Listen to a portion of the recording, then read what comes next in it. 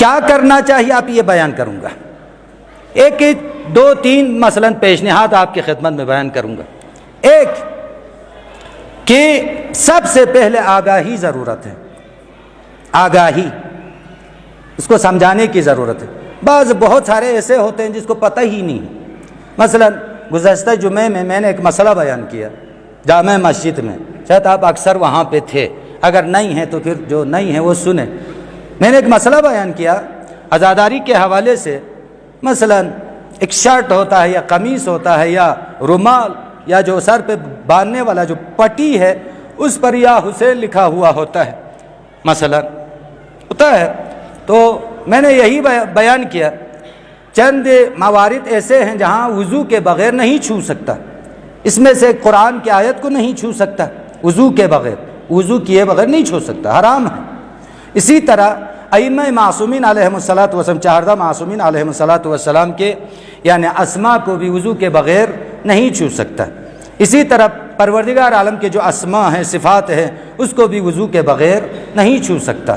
تو لہٰذا جو بھی عزادار جس کے سر پہ پٹی ہو، جس پہ یا حسین لکھا ہو مثلاً، یا سینے پہ ہو یا حسین ہو یا کسی رومال پہ ہو، تو وضو کر کے آپ جو ہے اس کو چھوئیں، وَإِلَّا حرام میں مبتلا ہوگا، حرام میں مبتلا۔ اب اس کو دھونا ہے تو پھر وضو کر کے دھونا پڑے گا، کیونکہ ہاتھ لگے گا یا حسین پر، اور اس کو کسی واشنگ مشین میں نجس کپڑوں کے ساتھ دھونا بھی جائز نہیں ہے، اس کو الگ سے دھونا پڑے گا۔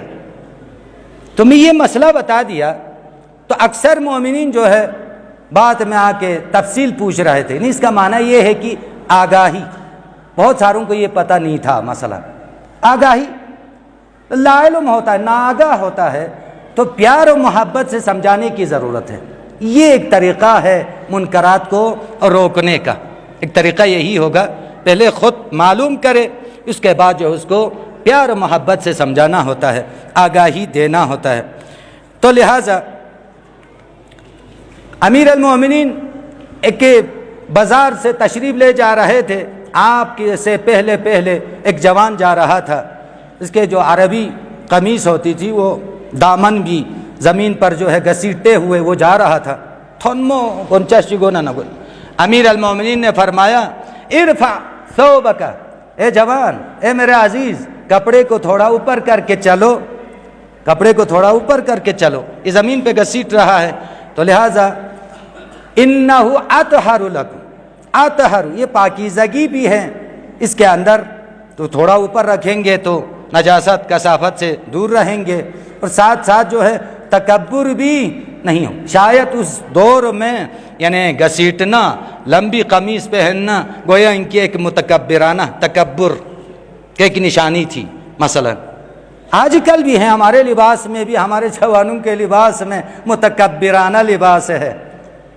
یت پونا چیئے جبن گامت چاہتے گونے نیت بہمو سچیارے تربہ سچیارے یت یعنی باقچی کی چیوت جبنا تھرو پھپ سے نا، جو شلوار کا پونچا ہے وہ پیروں کے نیچے، بوٹ کے نیچے، یعنی ایک متکبرانہ فیشن، لا حول ولا، دیکھنے والا جو ہے تم سے جاہل انسان کوئی نہیں ہے۔ ضرورت اس کپڑے کے ساتھ یہ دشمنی، یہ طریقہ نہیں ہے انسان کا، کہ انسان کے طریقے پہ پہنو شلوار قمیص کو، جو بوٹ کے نیچے، پیر کے نیچے دو تکبر انجو تھرچا پھاپ سے زگودت خوام متا چون چیز گوسنا لاس پو خراب کو متکبر چلے بے لے تکبر پو یت پو گاما بیونت کیا چلے تکبر بے زو پھوڑ میں جو تانگالا ادھا بخشیش بھی اس آج کل حالات زربیاں تا اچھی چارہ گرے دول تکبر زرمین، دول انسان زن زربی میں، دو یا مخلوق، دوسری مخلوق ہے یہ، دوسری مخلوق پردہ لگون من گون چسپو، پردہ ریا لگون من چیا دے گون پھچانا بے پردہ سمو یا جگہ جگہ نہ دو چیا دے گون مو۔ تو لہذا امیر المومنین نے فرمایا میرے عزیز جوان تھوڑا کپڑے کو اوپر کر کے ارفع ثوبک، اس میں یہ دو چیز ہے، ایک تو پاکیزگی ہے، دوسرے کہ تکبر جو انسان کا۔ اس جب امیر المومنین تشریف لے گئے، اس کے پیچھے پیچھے جو ہے قمبر بھی تھا، تو جوان مڑ کے کہا یہ کون ہے؟ عرض کہ یہ امیر المومنین علی بن ابی طالب علیہ السلام ہیں۔ تو یہ جوان جو ہے امام کے پیچھے پیچھے چلے، کسی دکان کے اندر امیر المومنین تشریف لے گئے، دکاندار سے کہا کہ میرے پاس 8 درہم ہیں، مجھے 2 جوڑے کپڑے چاہیے۔ تو دکاندار کو معلوم تھا امیر المومنین، یا امیر المومنین پوری دکان آپ کی آپ لے جائیں، نہیں میں تم سے نہیں خریدوں گا۔ کیوں مولا؟ تو جو ہے میرے ساتھ معاملہ کر رہا ہے اس حوالے سے کہ میں امیر المومنین ہوں، تمہارا امام، میں تم سے خریداری نہیں کروں گا۔ سمجھ میں آ رہی بات؟ میں تم سے خریداری نہیں کروں گا۔ کھیالق دومشک گوئن یلے کھیالق دومشک سون سننگلا مثلا سستل ماکرین لنمم، دوسری دکان میں چلے گئے، دوسری دکان کے اندر وہ دکان جو ہے اس جوان کا باپ تھا، اس کی دکان تھی، تو وہاں پر جا کر جو ہے ایک جوڑا جو ہے 5 درہم میں، دوسرا جوڑا جو ہے 3 درہم میں خرید لیا۔ باہر نکلے، وہ جوان ان تمام چیزوں کو دیکھ رہا، قمبر سے فرمایا قمبر تو جوان ہے، یہ 5 درہم والا تو رکھ، اور میں علی بوڑھا ہو چکا ہوں، یہ 3 درہم والا میں پہن لیتا ہوں۔ یعنی سمجھا رہے ہیں امیر المومنین، وہ جو امیر المومنین ہوں، جو خلیفہ وقت ہوں، یہ اتنا خاضع ہے، اتنا عاجز ہے، انکساری ہے، میرے اندر اتنا تکبر، میں ایسا کیوں کروں؟ یعنی طریقہ اس طرح سے ہونا چاہیے، انسان کو پیار محبت سے آگاہی دینے کی ضرورت ہے۔ تو امیر المومنین نے آگاہی دی، ایک تو پاکیزگی ہے، دوسرا یہ جو ہے کیا ہے، تکبر جو ہے انسان کا ختم ہو جاتا ہے۔ یہ عزیزان محترم اس طرح سمجھانے کی ضرورت ہے، آگاہی دینے کی ضرورت ہے۔ بہت سارے ایسے مسائل ہیں جو اکثر جوان نہیں جانتے، نوجوان نہیں جانتے، تو لہٰذا آگاہی دینے کی بہت ضرورت ہے۔ امام حسین علیہ السلام کے سامنے ایک جوان آیا، مولا میں کیا کروں، گناہ کا جو ہے گناہ کی عادت ہو گئی ہے، توعدت علی المعصیہ، مولا گناہ کر کر کے اب میں اس گناہ کے عادی بن چکا ہوں، کیا کروں؟ امیر المومنین نے فرمایا اگر ایسا ہے تو پھر جاؤ خدا کی سرزمین سے نکل جاؤ، کہیں اور گناہ کر لو، خدا کا رزق مت کھاؤ پھر گناہ کر لو، خدا کی ملکیت سے نکل جاؤ، ایسی جگہ جا کے گناہ کرو جہاں خدا تجھے نہ دیکھے۔ امام حسین علیہ السلام انہیں سمجھانے کی، آگاہی دینے کی، انہیں کون سی ایسی جگہ ہے جہاں خدا نہ دیکھے، کوئی ایسی جگہ ہے جو خدا کی ملکیت سے خارج ہو؟ تو اس طرح جو ہے انسان کو آگاہی دینے کی ضرورت ہے۔ ایک درود پڑھے محمد وآل محمد پر صلی اللہ علیہ وسلم۔ ایک یہ ہو گیا مختصر، دوسرا جو ہے نعم البدل، اس کو مہیا کرنے کی ضرورت ہے۔ نعم البدل یعنی مثلا ایک جوان جو ہے گناہ میں مبتلا ہے، تو پھر اس صورت میں ایک حلال جو ہے طریقے سے ایک مصروفیت اس کے لیے نکالو، ایک مصروفیت، اس سے بہتر ایک اچھی چیز، ایک شغل جو ہے اس کے لیے پیدا کرو۔ جیسے پیغمبر گرامی اسلام نے بت پرستوں کو کہا بت پرستی مت کرو، اس کے مقابلے میں نعم البدل کیا ہے؟ خدا۔ بتوں کے سامنے مت جھکو، اس کا نعم البدل کیا ہے؟ نماز، یعنی نعم البدل کوئی اچھی چیز جو ہے اس کے سامنے رکھنے کی ضرورت ہے۔ ایک جوان کو امیر المومنین علیہ السلام کے سامنے لایا خدمت میں کسی غلطی کی وجہ سے، تو امیر المومنین نے اس کے ہاتھ پہ جو ہے 3-4 کوڑے مارے، اس کو کہتے ہیں تعزیر۔ ایک ہوتا ہے حد، بعض ایسے گناہ ہیں جس کے لیے معین ہے 100 کوڑے 80 کوڑے لگائے جائے، مثلا اس کو یعنی پتھراؤ کرے، دین گپ سیٹ کو سے تاسنیات نڑواتوں دل حد سے بنجو حد معین ہے۔ بعض جو ہیں ایسے گناہ ہیں جس کو تعزیر کہتے ہیں، جو قاضی ہوتے ہیں اس کے ثوابدید کے مطابق جو ہے اس کو سزا دیتے ہیں، اس کو تعزیر کہا جائے۔ امیر المومنین میں 3-4 کوڑے جو اس پہ لگایا، لگانے کے بعد وہ جوان چلا گیا۔ امیر المومنین نے فرمایا جوان رکو، شادی شدہ ہو؟ فرمایا نہیں یا امیر المومنین ابھی تک شادی نہیں ہوئی۔ تو حکم دے دیا بیت المال سے خرچہ دیا جائے، اس جوان کی شادی کرایا جائے، نعم البدل تیار کرے۔ تو لہٰذا انسان جو ہے اس طریقے سے بھی گناہ سے باز آ سکتا ہے۔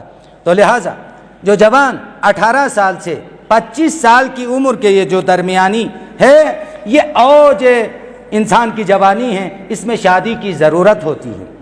تو لہٰذا معاشرے کے اندر جو ہے شادی کو آسان بنایا جائے، شادی کو آسان بنایا جائے، اس سے بھی بہت سارے منکرات سے بچ سکتے ہیں۔ میں تو داد دوں گا، بہت برسوں سے ایک سلسلہ جو ہے ہمارے حاجیگام کے اندر یہ سلسلہ چلتا آ رہا ہے۔ مثلا حاجیگام کے اندر 5 6 7 8 9 نفر جو ہے شادی کرنا ہو تو سب کو جمع کر کے کمیونٹی ہال میں ایک سادہ کھانا کھلا دیتے، بس ختم۔ واہ، اس طرح جو ہے انسان کے لیے بیٹی کی جہیز ہو، بیٹے کی شادی ہو، ہم نے بہت ساروں پہ جا کے کھایا ہے تو اب تو پھر ہمارے لیے مشکل ہے۔ نہیں، چھوڑ دے، چھوڑ دے، منکرات کو روکنا ہے۔ سید الشہداء کے نام پہ کروڑوں جو ہے تبرکات میں ہم دیتے ہیں، انشاءاللہ خدا ہم سب کی توفیقات میں اضافہ، اور کرنا بھی چاہیے، کرنا بھی چاہیے، تبرکات اسے کرنا چاہیے، لیکن اسی کے ساتھ ساتھ جو ہے ایک ایسا پروگرام بھی ہو ہمارے پاس جو جن کی شادی جو ہے مشکل ہے ان کے لیے الگ سے ہے کہ پیسے جو ہے جمع کر لو، ایک اجتماعی شادی کرنے کا پروگرام کیوں نہیں کرتے ہیں؟ یہ بھی جو ہے ایک عظیم عبادت ہوگی اور منکرات کے راہ میں ایک رکاوٹ ہے، ہم منکرات کو روک سکتے ہیں۔ تو لہٰذا یہ ایک طریقہ ہے۔ میں پیشنہاد عرض کر رہا ہوں، میں ابتدا میں کہا دوسرے زاویے سے اصلاح کی بات کروں گا، قرآنی آیات اور احادیث کو ذرا چھوڑ دیں۔ مثلا مثال کے طور پر بہت کچھ سنایا، تو یہ پیشنہادات آپ کی خدمت میں عرض کیا۔ اس کے بعد تیسری چیز جو ہے اچھائی کو نشر کرنا۔ یہ بدبختی سے بدقسمتی ہمارے اندر جو انتہائی عجیب ہے، یہ میں کیا بیان کروں۔ ایک انسان کے اندر 5% اگر غلطی ہو، 95% اگر وہ صحیح ہو، تو ہم اس 95% پر مٹی ڈال کے 5% جو اس کی غلطی ہے اس کو اچھال دیتے ہیں۔ یہ رمل آتی معاشروں بھی نوں مندہ چی کی غلطی چکنی شیط 1-2 غلطی ہے تو اس کے جو بقیہ 90% 95% جو صحیح کام ہے، اچھائی ہے، اس کو دفنات کے جو ہے ہم 5% کو اچھال دیتے ہیں۔ یہ دیکھیں، ہر ایک کی اچھائی کو نشر کرنے کی ضرورت ہے۔ اگر برائی سے روکنا ہے، منکرات کو روکنا ہے، تو جو اچھائیاں ڈھونڈ کے نکالو۔ ہر انسان کے اندر جو ہے اچھائیاں بھی ہے، یہ نہیں کہ 100% سب جو ہے برے ہیں، نہیں ہیں۔ تو لہٰذا اچھائیوں کو نکال کے اس کو نشر کر دو، یہ ایک طریقہ ہے۔ اب ہم سب اس میں گرفتار ہیں۔ بچے کی ہم تربیت کرتے ہیں تو سب سے پہلے تو یہ کرتا ہے، وہ کرتا ہے، فلان کرتا ہے، فستان کرتا ہے، یہ نہ طریقہ ہمارا، یہ بالکل غلط طریقہ، بالکل غلط طریقہ۔ اس سے کیا ہوگا؟ بچہ جو ہے اور بھی ضدی ہو جاتا ہے، اور بھی ضدی ہو جاتا ہے۔ طریقہ یہ نہیں ہے، بلکہ اس کے اندر کون کون سی خوبیاں ہیں وہ دیکھو، پھر اس کے بعد جو ہے اسی خوبی کے اوپر جو ہے اس کی تعریف کرو، حد سے زیادہ تعریف کرو، تو بچہ سمجھ جائے گا اچھا کام کرنے پر جو ہے تعریف ہو جاتی ہے، لہٰذا وہ آہستہ آہستہ برائی کو چھوڑ دیتا ہے۔ اگر خدا نخواستہ تربیت کرنے کا سلیقہ اور طریقہ ہمیں نہیں آتا تو ہم جو طریقہ غلط ہے اس طریقے سے ہم بچے کو سمجھانے کی کوشش، بد سے بدتر ہو جاتا ہے بچہ۔ تو لہٰذا یہ بھی ایک طریقہ جو ہے اچھائی کو نشر کرنے کا طریقہ ہے، جہاں پہ فرماتے ہیں حدیث مبارکہ کے اندر، الافراط فی الملامۃ تشب نیران اللجاجہ، جو تربیت کرنے میں زیادہ سرزنش کرے، کسی بھی انسان کے بڑے ہوں یا چھوٹے ہوں، زیادہ سرزنش کرے تو تشب نیران اللجاجہ، اس کے اندر ضد جو ہے بڑھ جاتا ہے۔ تو لہٰذا اس کی خوبیوں کو اچھال کے تعریف کر لو، تو لہٰذا بچہ خود سمجھ جائے گا۔ حضرت موسیٰ علیہ السلام نے ایک دفعہ بارگاہ الہی میں التجا کی، پروردگارا یہ 400 سال سے اس ملعون فرعون کو آپ نے رکھا ہوا، اس کو نیست و نابود کیوں نہیں کرتے؟ 400 سال سے حکومت کر، وہ بھی حکومت بھی انا ربکم الاعلیٰ، وہاں پہ چھوڑو، یہاں خدا چمت زرنی، کیوں چھوڑا ہے اس کو؟ بے لگام کیوں چھوڑا ہے؟ نیست و نابود کرنا چاہیے اس کو۔ تو پروردگار عالم فرماتے ہیں کیا 3 خوبیاں ہیں فرعون کے اندر، لا حول ولا، 3 خوبیاں ہیں، اس وجہ سے میں اس کی جو جزا ہے اسی دنیا میں دینا چاہتا ہوں اس کو۔ غور کریں آپ، ہم جو ہے ابھی جی رہے ہیں، آپ کے پاس مال و دولت ہے، ثروت ہے، سب کچھ ہے، تو یہ کیا ہے؟ کہیں ایسا نہ ہو پروردگار عالم کی طرف سے یہ ایک قسم کی کیا ہو سزا، تم جو نیکی ہے اس کو آپ کو دنیا میں ہی اس کی جزا دے رہے ہو، آخرت میں کچھ بھی نہ ہو، لا حول ولا، جیسے فرعون کو ایسا کیا۔ 3 خوبیاں تھیں، اس کی وجہ سے میں نے اس کو چھوڑا ہے تاکہ اس کے جو حساب کتاب یہاں دنیا میں ہی اس کو مل جائیں۔ پروردگار وہ کون سی 3 خصوصیت ہیں؟ فرماتے ہیں ایک خصوصیت فرعون کے اندر غیرت ہے، غیرت۔ اس کے جو گھر والے ہیں پردے کے بغیر جو ہے کسی نامحرم نے اب تک دیکھا نہیں ہے، کتنا غیرت مند ہے ناموس کے حوالے سے۔ پروردگار فرماتے ہیں اس کی جو ناموس ہے وہ پردے کے بغیر جو ہے نامحرم کے سامنے یہ غیرت مند ہیں اپنے ناموس کے حوالے سے۔